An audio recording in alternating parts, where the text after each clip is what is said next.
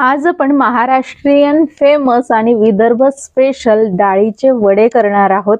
अगदी हॉटेल सारखे वडे घरी कसे करायचे याच्या संपूर्ण सिक्रेट टिप्स सांगणार आहे। हे वडे तुम्ही एकदा जरी बनवले आणि खाल्ले तर तुम्ही याची चव अजिबात विसरणार नाही आणि नेहमी नेहमी अशाच प्रकारचे वडे करून खाल याची मी तुम्हाला खात्री देते।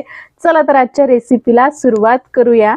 तर इथे आपल्याला सगळं प्रमाण एकाच वाटीने मोजून घ्यायचं आहे। 125 ग्रॅमची ही वाटी आहे। या वाटीने 1 वाटी मूग डाळ, 1 वाटी उडीद डाळ घेतलेली आहे। डाळ स्वच्छ निवडून घेतली। आता एका मोठ्या पातेल्यामध्ये घातलेली आहे। आता ही डाळ स्वच्छ धुवून घ्यायची आहे, एकत्रच धुवून घ्यायची आहे। बघू शकता दोन्ही डाळी मी एकत्र करून 2-3 वेळा पाण्याने स्वच्छ धुवून घेतल्या। आता यामध्ये पाणी घालून कमीत कमी 2-3 तास आणि जास्तीत जास्त रात्रभरासाठी देखील भिजू घालून ठेवू शकता।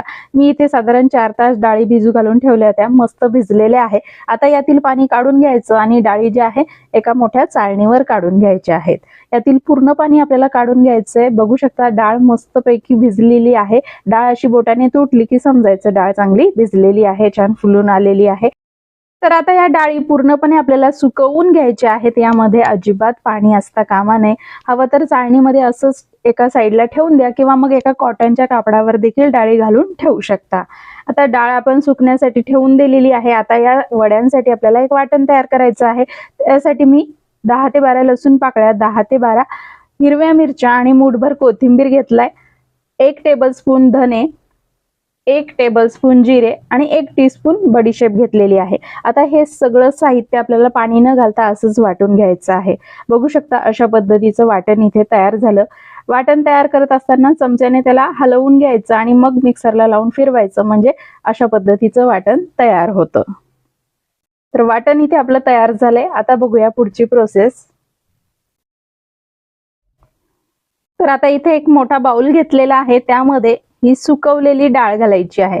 सुकवलेली म्हणजे उन्हात वगैरे नाही सुकवायची आपल्याला, फक्त त्यातील पाणी पूर्णपणे निघून गेलं पाहिजे। इथे मी डाळ कॉटनच्या कपड्याने देखील हलकीशी पुसून घेतलेली आहे, त्यावरील पाणी टिपून घेतलेलं आहे। डाळ हातात घेतल्यावर हाताला अजिबात पाणी लागता कामा नये, अशा पद्धतीची आपली डाळ सुकलेली असली पाहिजे। तर ही खूप महत्त्वाची टिप आहे, यामुळे आपले वडे करायला अतिशय सोपे जातात। तर आता इथे मी मोठ्या आकाराचे 5 कांदे बारीक कट करून घेतलेले आहेत। तुम्ही हवं तर उभा पातळ पातळ स्लाइस मध्ये कांदा देखील कट करून घेऊ शकता तुमच्या आवडीनुसार।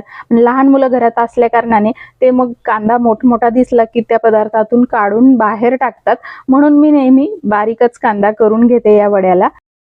तर या वड्याला कांदा जास्त प्रमाणामध्ये वापरतात। आता यामध्ये चाळून घेतलेलं बेसन पीठ घालायचं आहे। तर ज्या वाटीने आपण डाळी घेतलेल्या आहेत त्याच वाटीने 4 वाट्या बेसन पीठ घातलेलं आहे। एकदम हलक्या हाताने घेतलेलं आहे, दाबून वगैरे घेतलेलं नाहीये। तर या वड्यांमध्ये आपण डाळी ज्या असतो अख्ख्या तशाच वापरतो, त्यांना वाटून वगैरे घेत नाही। त्यामुळे बाइंडिंग येण्यासाठी यामध्ये बेसन पीठ घातलं जातं, ते देखील जास्त प्रमाणात घातलं जातं। तर 4 वाट्या बेसन पीठ आणि 1 वाटी आपल्याला इथे तांदळाचं पीठ घालायचं आहे। त्याचबरोबर तयार केलेलं वाटण घालायचं आहे। आता यामध्ये 2 वाट्या बारीक चिरलेली कोथिंबीर घातलेली आहे। कोथिंबीरीमध्ये देखील पाणी नसलं पाहिजे, सुकवलेली असली पाहिजे। आता यामध्ये 2 टेबलस्पून पांढरे तीळ, 1 टेबलस्पून ओवा जो आहे हातावर चोळून घालायचा, म्हणजे त्याचा स्वाद अगदी छान लागतो वड्यांमध्ये। आता यामध्ये 1 टीस्पून हळद, 1 टीस्पून लाल तिखट घातलेला आहे, चवीनुसार मीठ घालायचं आहे। तर इथे आपण हिरवी मिरचीचं वाटण तयार केलं, त्यामुळे मी लाल तिखट कमी घातलेलं आहे। तुम्ही तुमच्या आवडीने लाल तिखटाचं प्रमाण कमी जास्त करू शकता। चवीनुसार मीठ इथे मी साधारण 2 ते 2.5 टीस्पून एवढं मीठ घातलेलं आहे। आता हे सगळं मिश्रण जे आहे आपल्याला एकत्र करायचं आहे, अजिबात पाण्याचा वगैरे वापर करायचा नाही। या उलट हे मिश्रण जर पातळ वाटत असेल तर तुम्ही बेसन पीठ अजून ऍड करू शकता, पण मी सांगितलेलं प्रमाण अगदी योग्य आहे। तुम्ही जर डाळी आणि कोथिंबीर चांगली सुकवलेली असेल तर तुम्हाला हे प्रमाण अगदी योग्य राहणार आहे। या उलट डाळीमध्ये जर पाणी असेल तर तुम्हाला बेसन पीठ जास्त लागू शकतं। तर आता हे सगळं व्यवस्थित मळून घ्यायचं आहे। याचा घट्टसर गोळा आपल्याला तयार करायचा आहे। तर या वड्यांमध्ये पालक आणि मेथीची भाजी देखील टाकल्या जाते, तसे देखील हे वडे बनवतात किंवा मग अशा पद्धतीने कोथिंबीरीचे देखील बनवतात। तुम्ही तुमच्या आवडीप्रमाणे भाज्या देखील ऍड करू शकता। तर बघू शकता मस्त घट्टसर आपलं इथे हे पीठ तयार झालंय. अजिबात पाणी वगैरे टाकण्याची गरज पडत नाही, कारण कांद्याला देखील पाणी सुटतं. तर बघू शकता अशा पद्धतीचं घट्टसर पीठ आपलं तयार झालं पाहिजे. आता बघूया वडे कसे बनवायचे. तर इथे मी एक प्लास्टिकची कॅरी बॅग घेतलेली आहे. त्याला तेल लावून घ्यायचं आणि हाताला देखील तेल लावून घ्यायचं आहे आणि लिंबाच्या आकाराचा गोळा घ्यायचा आणि गोल आकारामध्ये यावर थापून घ्यायचं आहे. तर हे मिश्रण थोडं चिकट स्वरूपाचं असतं, कारण आपण यामध्ये बेसन पीठ घातलेलं आहे. त्यामुळे हाताला तेल लावून वडा थापायचा आहे. एकदम हलक्या हाताने थापायचा.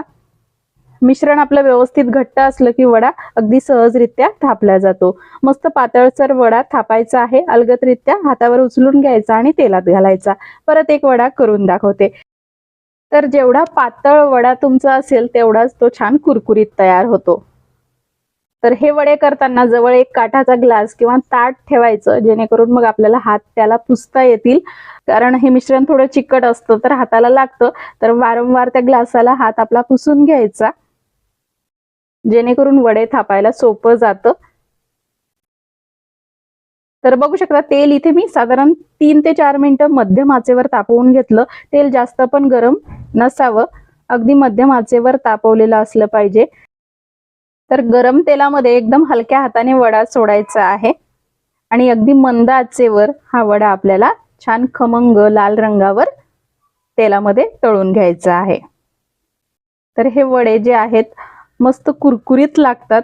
यामध्ये आपण डाळी ज्या आहेत संपूर्णपणे तशाच घातलेल्या आहेत, त्यामुळे त्या डाळीना मस्त तेलामध्ये तळल्या जातात आणि दिसायलाही सुंदर दिसतात आणि छान कुरकुरीत लागतात. तर बघू शकता एक वडा तळायला इथे मला साधारण 4 मिनिटं लागलेले आहेत. बघू शकता अशा लाल रंगावर इथे वडे तळून घ्यायचे आहेत. तर तुम्ही एकाच वेळी जास्तीत जास्त वडे घालून देखील लवकरात लवकर तळून घेऊ शकता. फक्त यासाठी मग मोठ्या पसरट कढईचा किंवा पॅनचा वापर करायचा, जेणेकरून एकाच वेळी जास्त वडे तळल्या जातील. तर इथे आता मी सगळे वडे अशाच पद्धतीने तळून घेते. हे वडे अजिबात तेलकट होत नाहीत, जास्त तेल देखील शोषत नाहीत.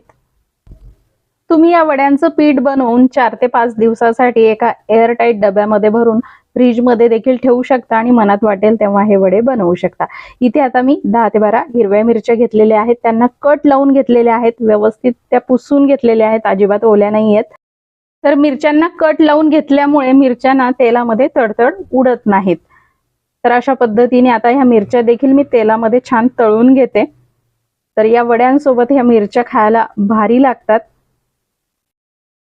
तर मिरच्या तळून घेतल्या की त्यावर थोडंसं मीठ घालून मिरचीला व्यवस्थित लावून घ्यायचं, म्हणजे मिरची खाताना एकदम तिखट नाही लागत, मस्त रुचकर लागते. तर मिरच्या देखील तळून झाल्यात आणि सगळे वडे देखील इथे मी बनवून घेतलेले आहेत. तर सगळे वडे इथे मी तळून घेतलेले आहे आणि बघू शकता तेल अगदी जेवढं घातलं होतं ना त्यापेक्षा साधारण पाव इंचच इथे तेलाचं प्रमाण कमी दिसत आहे. म्हणजे अगदी कमी तेलामध्ये हे वडे तळल्या जातात. जवळपास 50 ते 55 वडे इथे मी तळून घेतलेले आहेत. तर ते वडे जे आहेत मला काउंट करता आले नाही, कारण एका बाजूने तळणं सुरू होतं आणि एका बाजूने खाणं सुरू होतं, त्यामुळे मी काउंट करू शकले नाही. तरी देखील 50 ते 55 वडे एवढ्या प्रमाणामध्ये तयार होतात. तर बघू शकता अशा पद्धतीने इथे आपले हे मस्त महाराष्ट्रीयन फेमस विदर्भ स्पेशल वडे तयार झालेले आहेत. तर एकदा खाल्ल्यावर तुम्ही नेहमी असेच वडे बनवाल. तर नक्की आजची रेसिपी जर तुम्हाला खरंच आवडली असेल तर हे वडे नक्की बनवून बघा. आणि इथे मी भरपूर उपयोगी टिप्स तुम्हाला सांगितलेल्या आहेत. तर हे वडे गरम गरम मस्त कुरकुरीत लागतात, थंड झाल्यावर थोडेसे नरम होतात, तरी देखील चवीला अप्रतिम लागतात. प्रवासासाठी घेऊन जाऊ शकता. तर हे वडे कांदा, कोथिंबीर आणि हिरवी मिरची सोबत सर्व करतात. याबरोबर हे वडे अप्रतिम लागतात. तर नक्की रेसिपी ट्राय करून बघा. अगदी सविस्तर सगळी सोपी कृती मी दाखवलेली आहे, अचूक प्रमाण इथे सांगितलेलं आहे. तर अशा पद्धतीचे वडे नक्की करून बघा. आणि आजची रेसिपी जर तुम्हाला खरंच आवडली असेल, उपयोगाची वाटली असेल तर प्लीज लाईक करा, जास्तीत जास्त शेअर करा आणि अशाच प्रकारच्या नवनवीन उपयोगी रेसिपीज पाहण्यासाठी आपल्या शुभांगी स्किल्स रेसिपीज चॅनलला नक्की सबस्क्राईब करून बेल आयकॉन देखील प्रेस करा. धन्यवाद.